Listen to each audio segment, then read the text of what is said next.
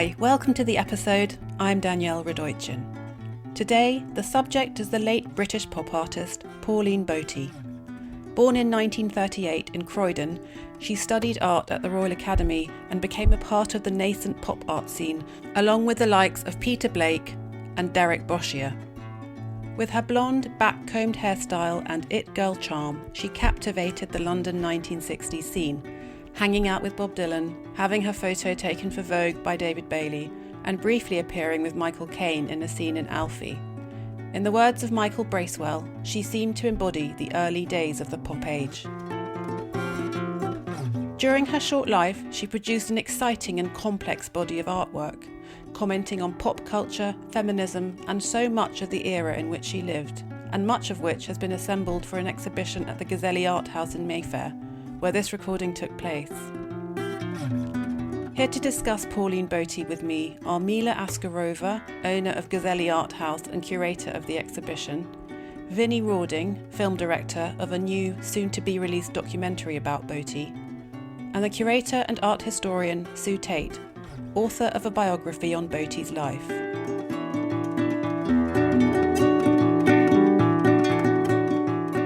Hello and welcome to the In Talks With podcast.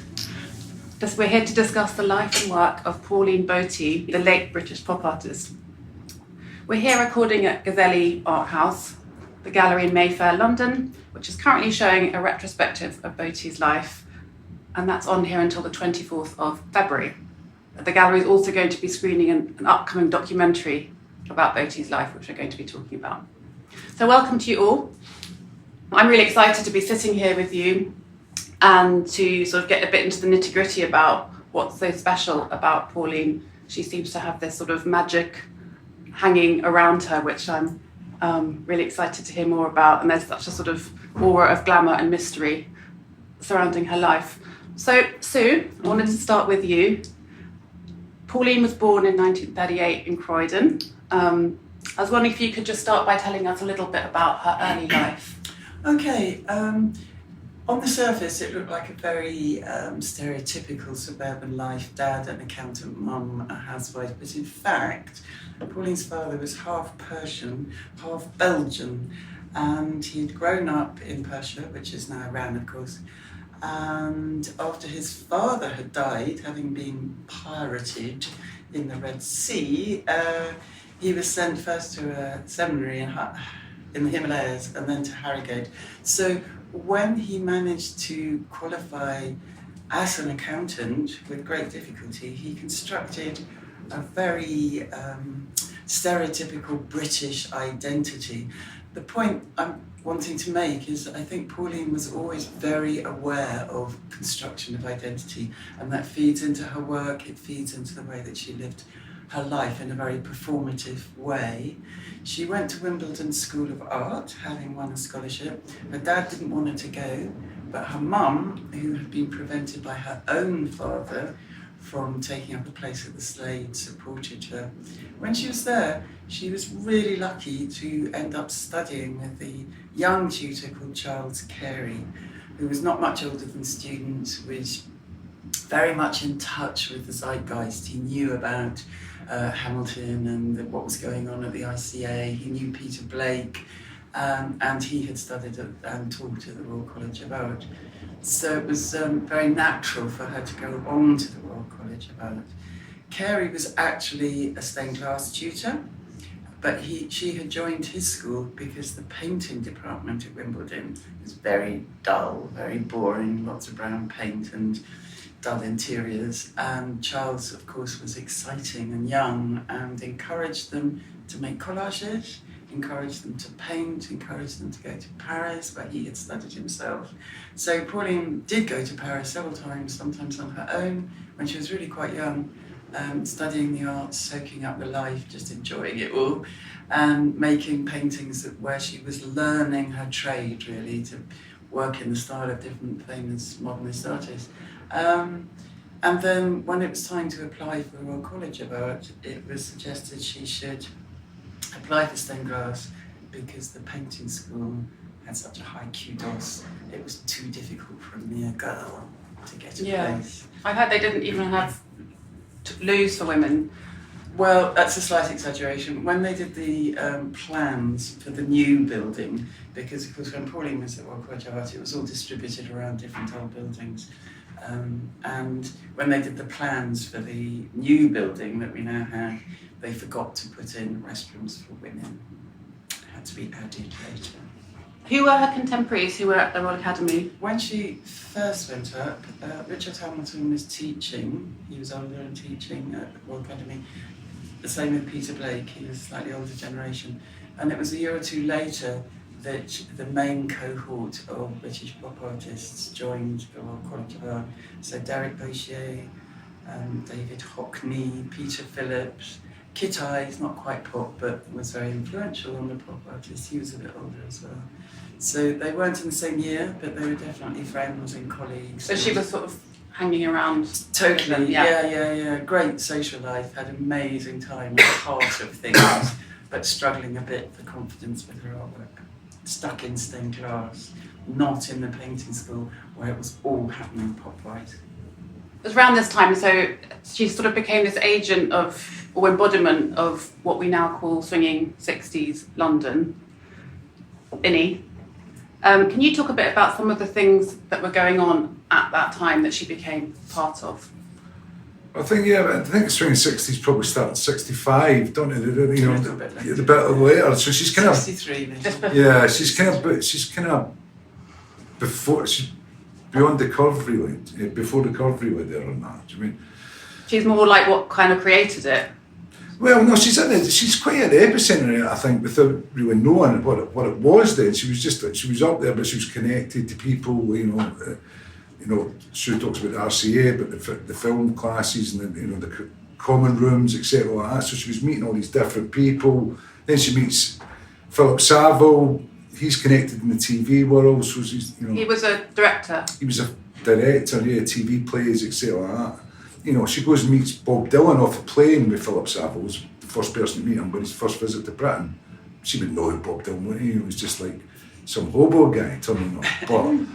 But is that true then, that she spent the day hanging? She picked him up off the plane and spent the day hanging out with him. I don't know if there's a bit of mythology springs up about all these things, Yeah. But she definitely met him. She definitely met him. Yeah, she definitely met him. But a little anecdote is that Philip Saville was married, and she was having an intense affair with him, but it felt like a doll in a box. That he would take her out when he was free to see her. Barbie style. Yes, this one particular evening they were taking Bob Dylan around town, and she just wanted time with Philip, went to her friend Jane Saville and said, "Could you have this bloke for the evening? I just want time with Philip."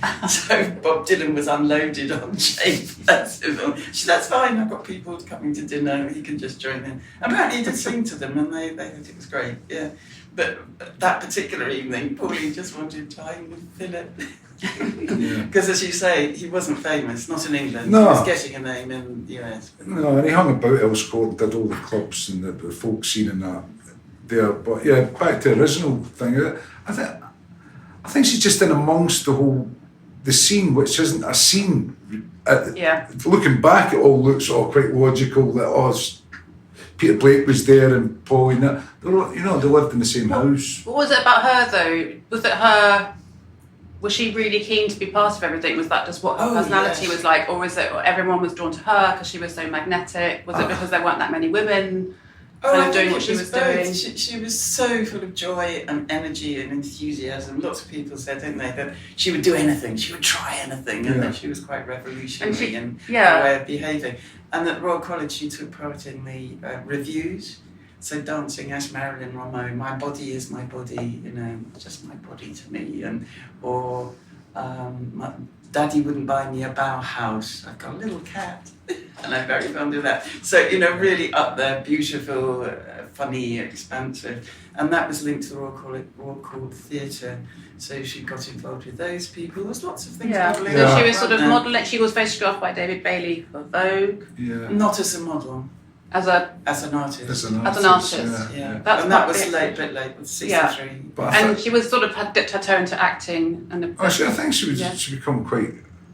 She was in amongst the acting, especially at the Royal Court. It's no small shakes to get on there. Getting a load of good television parts and that. But I think during my research on the film, etc., what always come back to it is that Pauline Boty could have just accepted the life that she had in Carshalton with the family if she was a different personality. Her personality, whatever it was in her, drove her that she was creative, maybe got that off her mother. She could have just went to secretarial calls like her father wanted her to do or something like that. But every step of the way she's pushing things, that's what she wants to do creatively. If it's writing a poem for the Royal College magazine, if it's writing, acting things, she's trying a lot of things, she's trying out things without fear of failure. And always the artwork came first, always, yeah. I mean, when she went to Wimbledon, she was only 16, and I interviewed another student of the same age who only knew her that year, and she said, she was always clear. She said, I'm ambitious. I'm not like these other girls just waiting to get married. I'm ambitious. I'm going to be a serious artist. And you see that, don't you, in that early self-portrait that's in the exhibition here. So she was, yes, very determined, very free-spirited. When her mum was very ill with tuberculosis, she just grabbed her freedom. She said herself to Neil Dunn that this was when I had an unconventional life and took off from there. Yeah, and did she have some sort of awareness? Was she self-aware in terms of feminism and being some sort of feminist role model? Well, various people have said to me that she was a proto-feminist at the time. Celia Birtwell said she was an early feminist. She said she wasn't a cozy girl, she was strong. Were they friends? Yeah, close friends, and they shared a house. And she unveiled the plaque. That's right, yes, that Vinnie organised. And she's in our film. Yes. Great. She speaks Look at forward length to that. about I saw her friendship. in the David Hockney the other day, the David Hockney exhibition at Cinema. Yes. Well, Celia Birtwell Pauline Boty actually first pointed out David Hockney to Celia Birtwell in Bell Road. So she'd never seen him before. So you can see that another connection to a lifelong friendship and connection. Celia Birtwell and David Hockney kind of come as a pair, as a friendship, And Pauline does seem to be this sort of catalyst, would you say, who's almost I think there was a scene bubbling up. It was the post-war period. A lot of people say that it was by the end of the 50s, that kind of post-war gloom is beginning to lift. There was rationing up until 58, and then you enter into the 60s and it's lifting and people are looking around for more interesting things. There's a youth movement that's bubbling up, and in all sorts of ways, in theatre, painting, just life in general, the establishment club with satire, it's all just bubbling up, and she was there. She was at the heart of the zeitgeist.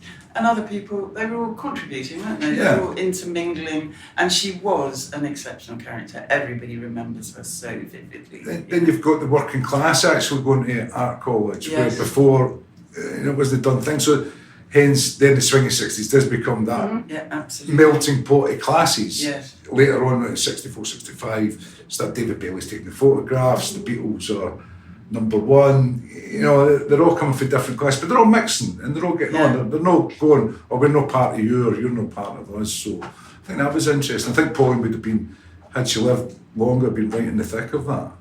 She also, in 1965, attended the first international poetry incarnation at the Royal Albert Hall. No, she didn't attend. She was too ill.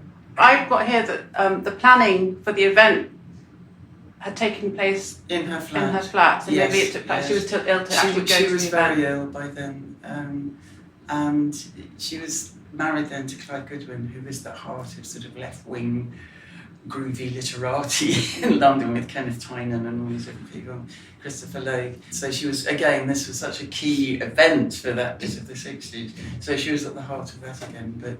And then, of course, at the same time when she was ill, she painted Bum, which was intended to be part of Kenneth Tynan's O Calcutta, which was a very notorious sexual cabaret. It comes from O Calcuti. Can you describe what that painting is the like? Painting, it's a Proscenium arch in bright, vivid colours straight from the tube.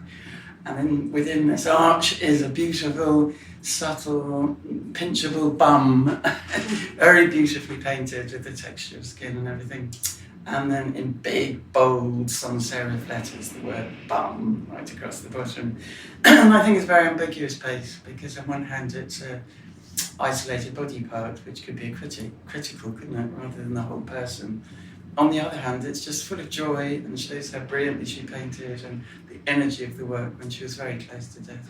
So Mila, these things that we've been talking about, how did you bring those elements into the exhibition that you curated here? So we put together, so actually Derek Boshier was the one that introduced me first to Pauline Boty's work, and this must have been only about 2016 or 17. We started from 2015 onwards, as a gallery generally, we started hosting exhibitions with a bit of a historical kind of angle. So we had This Is Tomorrow show back in 2016 or 17 it was, which was celebrating Whitechapel's This Is Tomorrow's 60th anniversary. Then we did a little homage to Robert Fraser.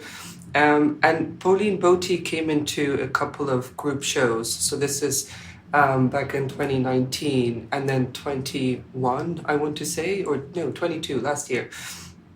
A couple of curated group shows, and it was interesting because each time we've had her work in, and it was only about a handful of works obviously at a time, there's been such an incredible feedback. This kind of feedback as in all kinds of people talking about her and coming through the door to see the works, and just this buzz, this energy, which was difficult to ignore. So we kind of, at the time, there was this idea to, one day to be able to put together a kind of comprehensive solo show to highlight all her various, despite her short life, all her various kind of angles as an artist, or at least to be able to, to give it a shot, try and capture all the different kind of mediums she worked with and really engage with this kind of diverse life, and most importantly, the kind of widespread impact that she's had on all these different kind of groups, communities, sub-communities at the time. And what was important as well with this show here, is to really try and engage all the voices, which was, we kept on kind of in the lead up to the show, we kept on talking about all the voices as in the past, kind of since her death really, right? So it's well, actually in 2026 will be her 60th year, right? 60th year anniversary. And it was a matter to create kind of a platform for all the voices, all the people that have contributed to maintaining her legacy throughout the years, and have done endless obviously academia work, as with Sue, as with a few others, who just kind of supported in a way her legacy, directly or indirectly, or just by kind of showing up to every exhibition that has happened in the past kind of few decades. Who are some of the people that you've been speaking to? These two. As well as these two. We've had, the guys that we featured in the book as well.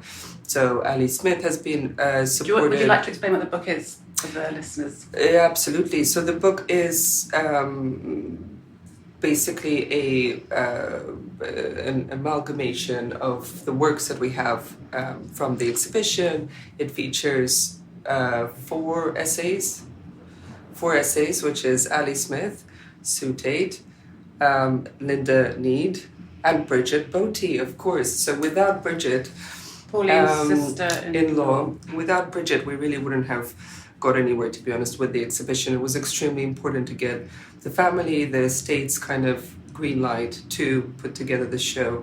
And I think in the absence of having a formal, let's say, kind of representative body of the estate within the gallery, within the commercial galleries kind of world, it was vital for us to kind of get that direct contact. So with Bridget, we've went out to see her at the farm in the lead up to the show. Is that where she lives? She lives on a farm. She lives on the farm still with her daughter. So it was crucial to kind of, again, have her voice, speaking of bringing out the voices that have been, again, directly or indirectly involved with Boty, with Pauline Boty.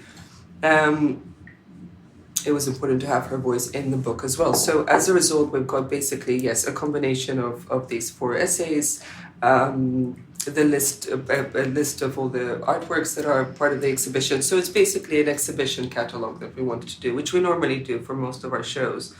Some of the works in the show here feature figures from pop culture at the time that she was clearly besotted with: Marilyn Monroe, Jean-Paul Belmondo, Elvis. Well, she'd been to America. Yeah. She'd been to America with her mother, I think, in the late 50s, 50. I've got the passenger list, that's how nerdish we are, of when they went in the boat. She'd been there, I don't know, obviously, what she's seen there, but, you know, I think the time, as Sue was explaining earlier, when you come out of the late 50s into the early 60s, Elvis has happened, you know, all these iconic figures and magazines are becoming things, and a lot of stuff to reference, and she's got a quote about film stars being mythical figures. And she loved Monroe. Yeah. She did love her, but she identified her very closely as a very beautiful woman who she felt was dumbed down by the system. And she recognised that Monroe, which is now coming more evident, isn't it, with recent television programmes and research, Monroe actually was an intelligent woman who wanted a different involvement with the Hollywood system. And she really identified with her. And as you're saying, that she felt that pop was about engaging with the experience of the fan, of what it gives you, because you identify with the star who shares it. This is a quote from Pauline, who shares it with millions, and then you are no longer alone. And so, you know, it's that absolute involvement. But she was crazy about some of the American pop culture, but she was also very orientated towards Europe. She spent a lot of time in Paris. Another film star that she identified with, and the images in this show, is Monica Vitti, who was also seen as one of the intelligent blondes. And another painting is Cuba C, which is not just pop culture, it's politics. So, you know, she had quite a wide range, didn't she? Yeah, but I think, you know, Belmondo, you know... And Belmondo, again, being French New Wave singer. Yeah. But I think, you know, the British pop artists at that time, predominantly male, obviously, were looking at America. Do you know what I mean? Apart from Peter Blake, probably. Yes. He was doing the English Victorian Albert, you know, they kept to that kind of thing all the time. But I think they were influenced by that. But I think, yeah, they were young as well. When you're young, you're very interested in pop culture, even if you don't know what it is. If it's a band, if it's a actor, it's an actress, you get allegiances to people. You know, Pauline Boty wasn't crazy on Elvis. She's fiercely intelligent. She knows exactly what she's doing. She's not scared to say things that are now seem quite very controversial, but it's on BBC Radio with, you know, and stuff like that. And they said, oh, Elvis has went to pot. Do you know what I mean? You know, he's not the same, or stuff like that, and commentating on that. Do you know what I mean? So yeah, I think obviously young people look, you know, we must forget that a lot of mythology builds up about people that die an early death or stuff like that. You look back and you can look at all that, but I think it's having been young myself, I think we all start rooting for our favourites. Yeah. Do you know what I mean? But could I just pick up on the intelligent side of it? Because I think one of the things that's so wonderful about Pauline is it wasn't either ors. She celebrated pop culture, she critiqued it. She was beautiful, sensuous, wanted to be a complete sexual as well as an intellectual being. And she was incredibly well read in avant-garde French literature. She had read Proust. And several people said to me, she'd actually read Proust, you know, she'd read Simone de Beauvoir. She knew about Rimbaud and all these different avant-garde French writers. She took part in a really important avant-garde event, a Festival de Libération, along with people like Caroline Schneemann and many of the top avant-garde European artists. And yes, she loved mass culture, she danced on Ready, Steady, Go, you know, and it's this way that in which she was able to join high and low culture and not make it an either or, to be absolutely part of the whole thing. But I think sometimes we overlook intellectualism. She was really well read and intellectual. Vinny, I wanted to talk a bit to that point, about the film that you've made about her. Why did you think she'd apart from what we've been talking about. Yeah. Tell me why you wanted to do a film about her and what you've uncovered. I just thought she was so extraordinary, and I thought she didn't. And I know there's an art world out there, but I wasn't part of that. Do you know what I mean? I wasn't part of the academia world.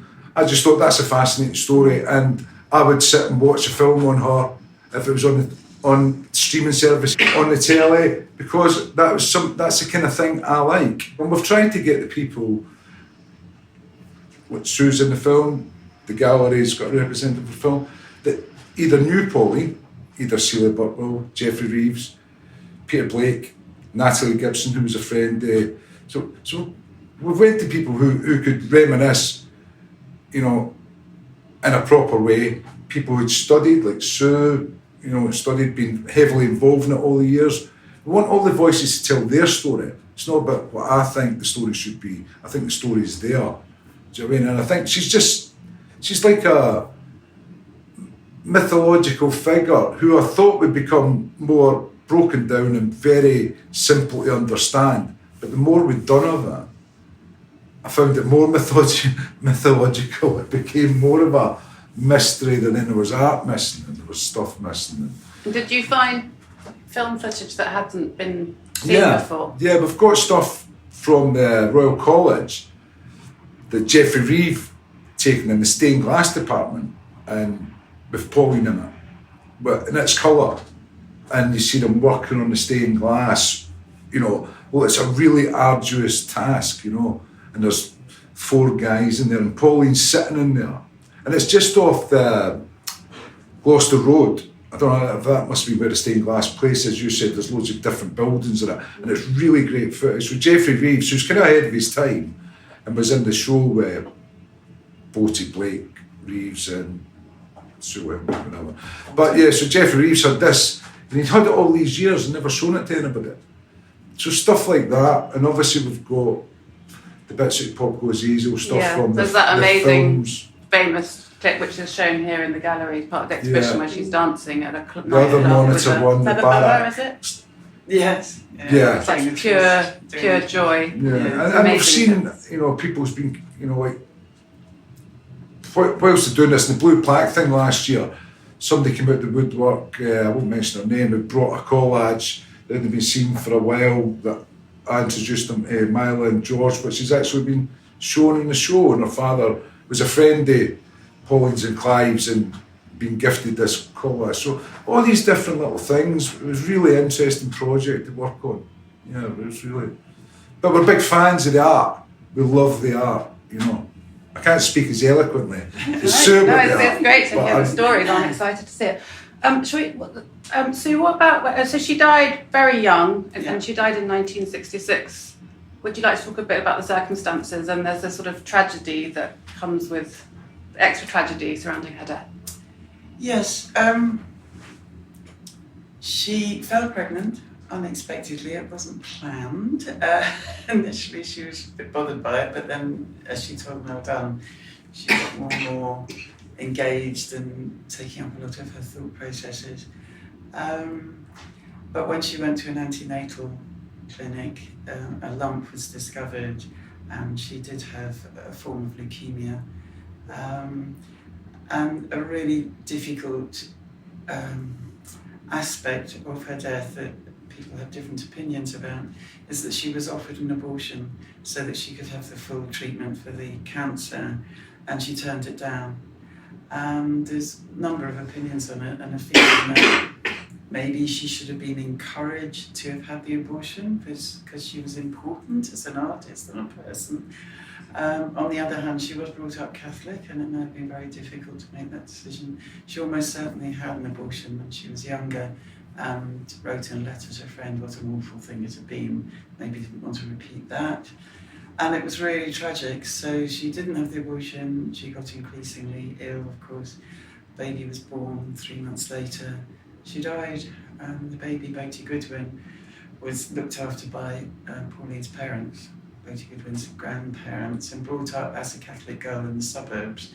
Such a different world. Why was she not brought up by her husband? Clive just couldn't really cope. He was absolutely devastated by Pauline's death, And, you know, he was a busy producer, man of the world. You know, it wasn't something he felt able to do. He stayed in touch with Boty. He visited regularly. He had her to stay. And then when she was about 10ish, that sort of age, she went to live with him and went to secondary school in London. So he would send her off with the raised fist salute, you know, of revolution. And she'd come from this very conservative upbringing. So it was quite schizophrenic childhood. And then Clive was at a meeting about a film called Reds with Warren Beatty, and he was in the foyer of a hotel, and he actually suffered a cerebral hemorrhage, but he fell to the ground and they thought he was drunk. The police put him in a cell overnight, and he died of the hemorrhage because they thought he was drunk. And so various of his friends, including a lawyer, gathered together and got compensation from the police for the treatment, which meant that Boty Goodwin, Pauline's daughter, came into a large amount of money. I think it was over $1 million, which of course back then was a huge amount of money. And I think it was just such a difficult upbringing for her. You know, this mother who was so gorgeous, so well remembered, you know. I think she went through a phase when it was difficult to have this glorious figure sort of hanging over you. And then her father dies in such a shocking, unexpected way. And then she has loads of money, and I think she went a bit wild, you know, with drink and drugs and so on and so forth, and just zipping across the Atlantic at will with friends. And she did have a habit which she broke, and then she managed to finish a degree at Cal Arts in California. And at the post-party, she took some heroin, which her body wasn't used to anymore. I think there's various stories about this, but I understand that that's what actually happened. And she died. So she was only 29, not much older than her mother. So there is a tragic coda to that life, which was so vibrant and colourful as the work was, you know. So it's a very sad story in the end. And Mila, what about Pauline's legacy? There sort of seems to have been, she seems to have fallen into obscurity after her death, but can you talk a bit about how her work's been rediscovered, or how that's happened and why it's important now? Well, so I think it was the Barbican show that was kind of, I guess reintroduced her within this kind of art history or art historical canon. And when was the Barbican show? 1993. Yeah. First was the 2098, the Mayfair Gallery with the Whitford Fine Art Gallery put on a really quite virtually a retrospective, a big collection of her work, including a lot of the works that I had found in various farmhouses and lockups and different places, and that was important. It got a lot of media coverage in the. But in terms of kind of institutional, because that was more of a commercial. It was take, wasn't it? Which was equally important, I guess, because that really kind of introduced her. Yeah, and introduced her on the kind of market front. Because I think what's interesting about her is, in addition to this rediscovery on an institutional level, in 2013 was when Sue Tate has curated a show at Wolverhampton. In addition, and then which then travelled on to Pallant House. So I think in the past, so what is it, from the early 90s, in the past 20, 30 years, in addition to this institutional I guess rediscovery and recontextualizing Boty's importance within the kind of the history of art, came this commercial front, which was very much spearheaded by Whitford Fine Art and Mayfair Gallery, and then it was the auctions that picked it up, and that's I think when it became quite interesting from at least the commercial kind of world, commercial gallery world, and the markets, the kind of art market world. Obviously, given that there is only a few known paintings and works on paper and just generally artworks of hers out there. there's again a magnetic kind of pull that's happening on both the secondary market, that the state doesn't, well, has a few works but not too many. So it's, her work is dispersed around. Yeah.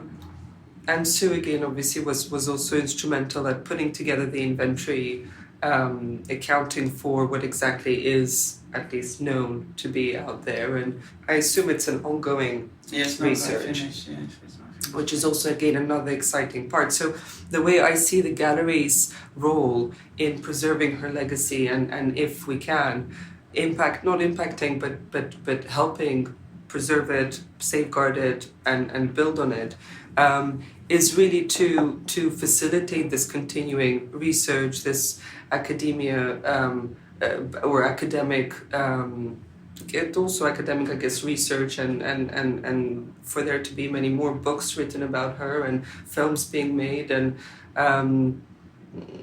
highlighting, and also again, I think her as from everything that we read about, that we have seen, from various kind of sources that really help shape or our understanding of how she was and who she was, because mind you, none of us here have met her, right? And not a lot of people, sadly, are still around who have had the pleasure of meeting her and spending some time with her. So it's all very much based on stories which are being retold time and time again, which is also an interesting element, because again, it's something that doesn't, I think, tire itself out. There's constantly something new that comes up, that someone has read something somewhere, and it's this continuous, again, energy that keeps on being revisited when we talk about her. And I think what's interesting as well is that she is, for various reasons, is an example that it's quite she's relevant. She's still relevant today. So not only I think she represents the 60s and what the 60s stood for, but it's today for any kind of young girl who's having the same limitations or whatever it is that women nowadays are facing. There's a bit of I think, inspiration in her and her story and what she's achieved over the short time that she was around. And I think if we all do our part in trying to again do that, preserve this story, keep it alive, keep it going, it's only for the benefit of today's kind of generation as well. And that's the kind of interesting angle there, I think, that we can all do and serve. Yeah, no, I love that. Are there any other works that you'd like to mention, Sue? Okay. She was a revolutionary, dynamic, extraordinary character, and there were other extraordinary characters in the 60s. What makes her so special is that she was an artist, and her work is reshaping British pop, along with other women pop artists who have re-emerged. They're both challenging pop art, the narrative pop art, and they're enriching it, because they're bringing a women's eye view and subjectivity to the raw material of pop, which is mass culture, so we're seeing actually a rewriting of history of art of the second half of the 20th century. It's hugely significant, and the shift you can see happening in exhibitions around the world, you see it in art history books, and she just made this enormous and important contribution. I think what's so strong in her work is the various themes that come out. So she was, in today's terms, sex positive. So you have her love for Jean-Paul Belmondo, this sort of luscious engagement with that kind of fandom. You have a work where she actually found a way of depicting her own orgasm, as she told her boyfriend at the time. There's another work, 54321, which is about dancing on Ready Steady Go, which was the top pop programme at the time. The Weekend Starts Here.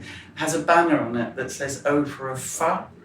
So it's anticipating sexual gratification as well after the dancing and the event. Because to use the F word was highly transgressive. When Ken Tynan used it on television, questions were asked in the House of Commons. It's really radical.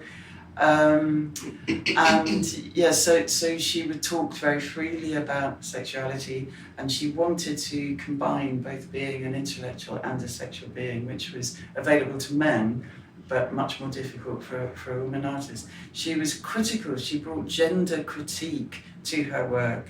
So there's a big piece that's currently in Tate Modern that you can see in an exhibition there, called Derek Marlowe with Unknown Ladies. He's a gorgeous, photorealist, handsome man at the centre of the image, and at the top are these gurning, unknown ladies with their smudged makeup trying to get attention. And then two late works, which are so important, called It's a Man's World 1 and It's a Man's World 2. And you can't have a more overt feminist statement than that. One of them is a collation of images, a sort of painted collage in a grid form, of men that she loved or respected. So it goes from Elvis Presley to Proust and Einstein and Lenin, you know, there's extraordinary range of influence. And in the centre is her iconic red rose, which represented for her female sexuality and sensuality. And that's what we see on the head of Belmondo, this mad, crazy, huge, quivering rose on his head. But in the Matt's World 1, it's contained, it's cramped in this grid. And then in It's a Man's World 2, the red rose has gone completely, and there's a kind of pillar of images of naked women taken from the life class, but also from soft porn. And the main figure, her head and her feet are obscured by other images, and it's just this headless, naked body set in a landscape, which is the man's world, with a little classical building down the bottom there, you know. And it's a really strong statement. She was engaged, she loved popular culture, she was right there and enjoyed and relished it, and she was critical of it. And she was able to hold those two together, which is partly why, as Mila says, she absolutely speaks to a modern audience, that these are the things that we're now more able to engage with, whereas 70s feminism strategically had to stay with the critique.